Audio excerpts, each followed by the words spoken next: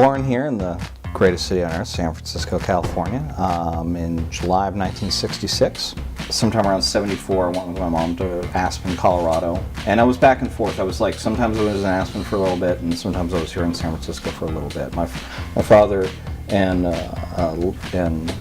Francesca, who eventually became my stepmother, they moved up here in 74 when he came back from Japan, and he came up here to open Realistic Tattoo, which was the first appointment on the studio. He wanted to do a Japanese-style studio. It was off the street, it was signage, and it was all custom work. And Francesca really pushed my father to do that. Like, no, you can do that, you know, and try it for a year, and if it doesn't work out, you've got all the flash.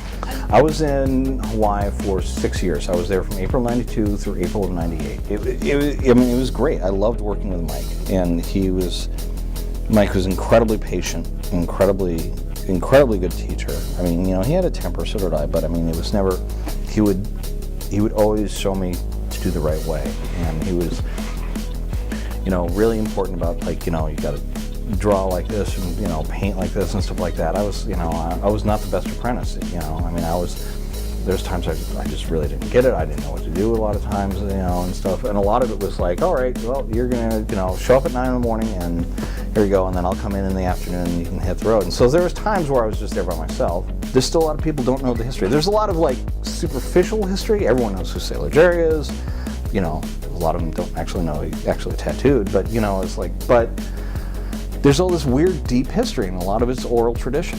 And I'm very happy to see that it's not dying, in a sense. Like, I was really afraid that no one would know who, you know, who a lot of these people were, and, you know, we're all getting older and stuff. But there's people who care about it, and there's people who, you know, have taken these things and have run with it. And there's some people who kind of take the old designs and they just slap them on, and it's kind of stagnant, you know. And, you know, you have to put, there's of course an inherent beauty with all these old tattoos, and I love them.